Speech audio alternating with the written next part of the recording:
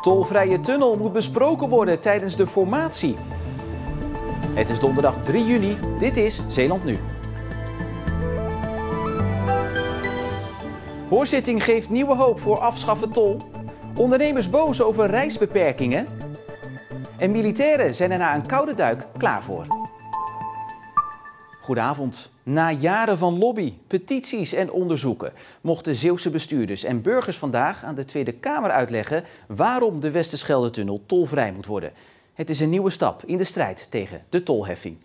En met name in Zeeuws-Vlaanderen voelt het onrechtvaardig aan.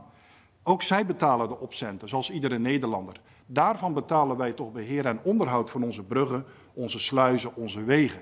En waarom in Zeeland betalen wij grotendeels zelf het beheer, het onderhoud van zo'n tunnel. Als je een zieke familielid wil bezoeken in het psychiatrisch ziekenhuis, als je een opleiding wil volgen, naar je werk wil, mantelzorg aan je ouders aan de overkant wil verlenen, altijd moet je betalen op de heen- en de terugreis. Wij hebben de afgelopen 4 jaar bijna 500.000 euro aan tol betaald. Dat is niet niks voor een midden- en klein bedrijf. En we gaan naar politiek verslaggever Heiko Strietman in Den Haag, die daar de hoorzitting heeft gevolgd. Heiko, wij horen natuurlijk tot nu toe altijd positieve geluiden om die tunnel tolvrij te maken. Was er vandaag nou niemand kritisch?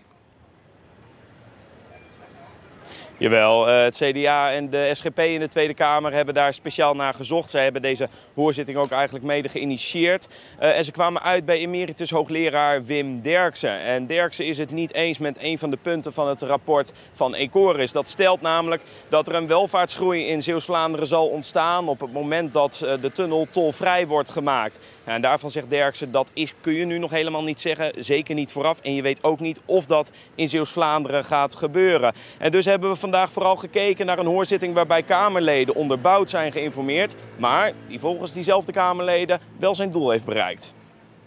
Dit heeft zeker effect. Kamerleden die nog niet overtuigd zijn dat er een oplossing moet komen voor de toltunnel, die hebben vandaag wel te horen gekregen dat er echt een oplossing gevonden moet worden. En de CDA wil zich gewoon inspannen om een haalbare oplossing voor het tolvrij maken van de Westerschelde-tunnel. Volgens mij is het iets wat we moeten meenemen naar de formatie. Want het is nu bekend wat er voor zijn en tegen zijn. En volgens mij moeten we het meenemen naar de formatietafel en daar moet het besproken worden.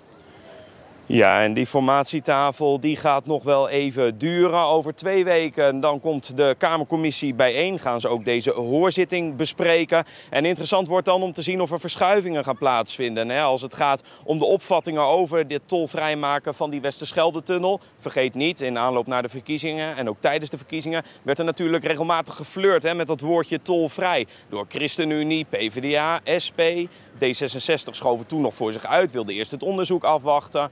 Ja, dus 16 juni, dan hopen we te zien hoe de vlag er hierbij hangt voor wat betreft het tolvrijmaken van de Westerschelde-tunnel.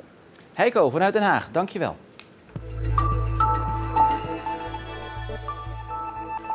Recreatieondernemers zijn niet blij met de inreisregels die Nederland buitenlandse toeristen oplegt.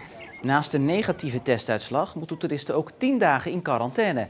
En dat schrikt bijvoorbeeld Duitsers af, die nu een lang weekend vrij hebben. Het is het weekend van Frolijgnam in Duitsland, een lang weekend, Sacramentsdag in het Nederlands. En dan zouden normaal gesproken gisteravond en vandaag echt heel veel Duitse mensen naar vooral Zeeland en de kust komen. Ja, en nu krijg je allemaal mensen die zeggen van ja, sorry, we kunnen niet komen, kan ik het annuleren, kan ik het verzetten. Dat is gewoon kwalijk. Bridis Jeugdbeschermers is failliet verklaard. 1 van de 4 instellingen die in Zeeland gedwongen jeugdzorg mogen uitvoeren. Bridis stond 75 Zeeuwse gezinnen bij. Die zijn al overgedragen aan andere instellingen, want in april werd de licentie van Bridis al ingetrokken nadat de inspectie tekortkomingen constateerde. Opvallend is dat Bridis in de race was om een deel van de dossiers van Intervents over te nemen. De provincie betaalde boeren vorig jaar bijna 1 miljoen euro aan tegemoetkomingen uit voor faunaschade. Dat is het hoogste bedrag sinds 2012. Agrariërs kunnen bij de provincie een tegemoetkoming aanvragen wanneer beschermde diersoorten schade veroorzaken aan hun gewassen of vee. Ganzen veroorzaakten de meeste schade, gevolgd door de mees. De vogels hadden het vooral voorzien op wintergraan en graslanden. Na jaren lobbyen door natuurorganisaties is het oesterrif bij de Brouwersdam in de Noordzee voorlopig beschermd gebied verklaard. Het besluit heeft als gevolg dat er niet meer mag worden gevist. Het RIF is 5 jaar geleden ontdekt en is nu aangewezen als onderzoeksgebied om te zien hoe de onderwaternatuur daar beter kan worden beschermd. Terwijl de overheid de kunst- en cultuursector ondersteunde met miljoenen euro's aan coronasteun, werden ZZP'ers actief in deze sector over het hoofd gezien. En daarom mogen ze morgen hun ongenoegen uiten in het provinciehuis in Middelburg.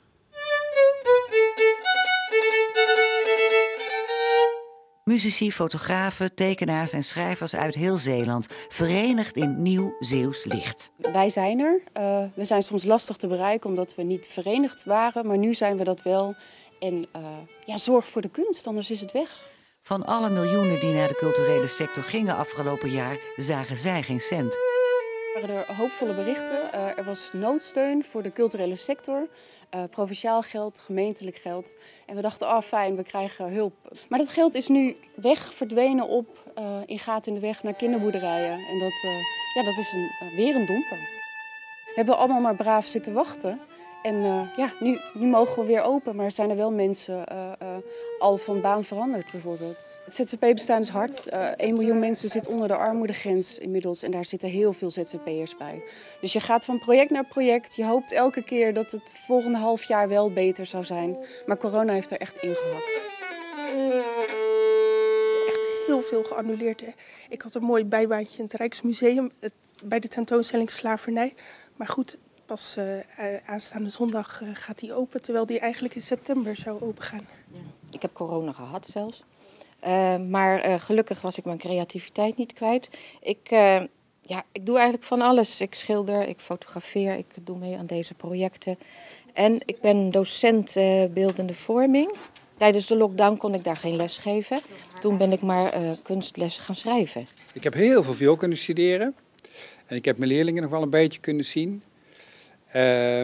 Maar ik voelde me wel heel erg geïsoleerd. Morgen gaan de kunstenaars in gesprek met gedeputeerde van cultuur Anita Pijperlink. Wat hopen ze te bereiken? Omdat het geld elke keer naar alle stichtingen gaan die zorgen voor de kunstenaars.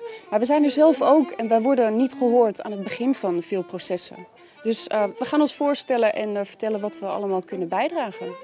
Waardoor we zeg maar als ongeorganiseerde toch een stoel aan tafel hebben als het gaat om hoe moeten we nou naar dit bijzondere jaar verder.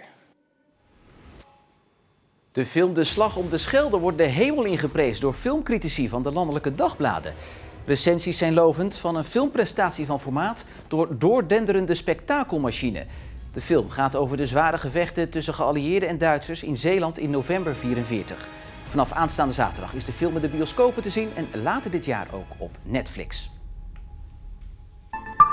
Het Zeeland Nazomerfestival gaat dit jaar gewoon door. Maar vanwege de 1,5 meter afstand is er wel een streep gezet door de activiteiten op het Abdijplein in Middelburg. Traditiegetrouw het hart van het festival.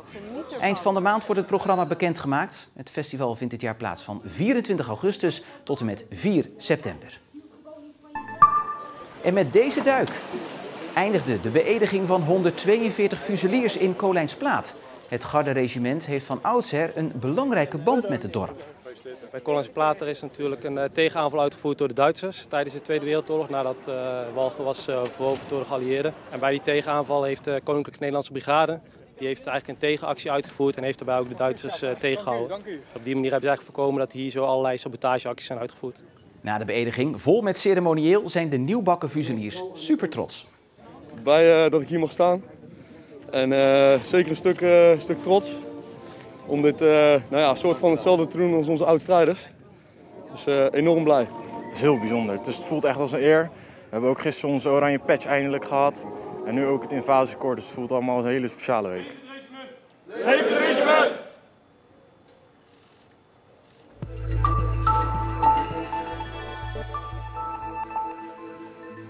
Wild plukken, bushcraften, maar vooral koken staat centraal tijdens de culinaire wedstrijd Slag op de Velden. Bekende chefs uit heel Nederland proberen het lekkerste gerecht te maken, maar doen dat dit jaar wel op een heel bijzondere manier. Dit is ook wel heel gaaf. Dit heet klis. En ik vind het niet zo heel erg lekker, maar het is wel eetbaar. Dus je kan dit eigenlijk soort van gebruiken als natuurlijk bakpapier. Bijvoorbeeld een product inwikkelen en dan in de kolen garen. Dennis Willems is zelf chefkok en organiseert een kookwedstrijd. Voorgaande jaren heette die Slag op de Schelde.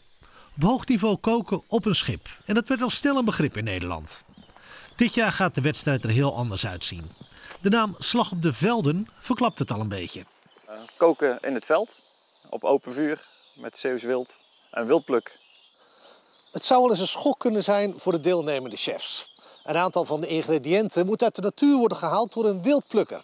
En ook ieder team krijgt een bushcrafter. En dat is iemand die op een natuurlijke manier vuur gaat maken. En daarop kunnen de chefs dan weer de gerechten bereiden. En dat kan soms lastig zijn. Het koken op een vuurtje is op zich niet zo moeilijk, maar wordt het op een open vuurtje, dan wordt het een ander verhaal. En dat wordt straks echt het verhaal van deze wedstrijd. Hoe ga je dat voor elkaar krijgen? Kan je hem constant houden? Want dat is natuurlijk het allerbelangrijkste. Heb je iets langere bereiding, is het een constant vuur? Of is het de ene keer heet en de andere keer half? Ik heb eigenlijk een beetje stiekem de disciplines uit mijn eigen restaurant eraan toegevoegd. Juist meer omdat allemaal bij elkaar op een boot zagen we dit jaar nog niet zitten met alle corona-omstandigheden. En dachten van, moeten we iets in de open lucht doen? En ja, daar past dit eigenlijk fantastisch bij. En voor de rest zijn er eigenlijk weinig wedstrijden die echt op deze manier met een chef, een bushcrafter en een wildplukker gestalte moeten gaan krijgen en je minuutje moet maken op die manier en je gerecht moet gaan presenteren.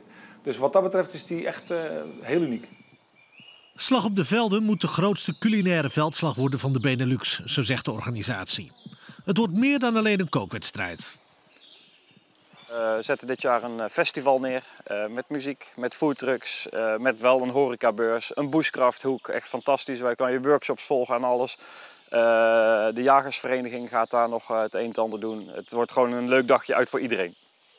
Dennis Willems is organisator, dus meedoen mag hij niet. Maar als fanatiek wildplukker en bushcrafter was dit een kolfje naar zijn hand geweest. Ik denk dat een heleboel mensen ook gewoon veel missen omdat ze die smaken uit het wild niet kennen.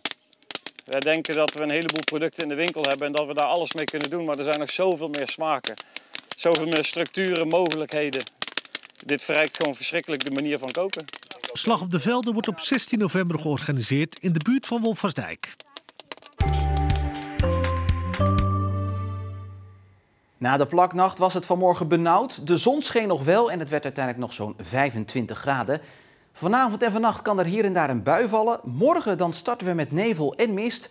Daarna wisselen bewolking en zon elkaar af. Maar in de middag neemt de kans op onweer wel weer toe. Maar goed, dan moet u toch weer naar binnen om naar ons te kijken. Tot zover Zeeland Nu voor vandaag. Maak er nog een mooie avond van. En tot morgen.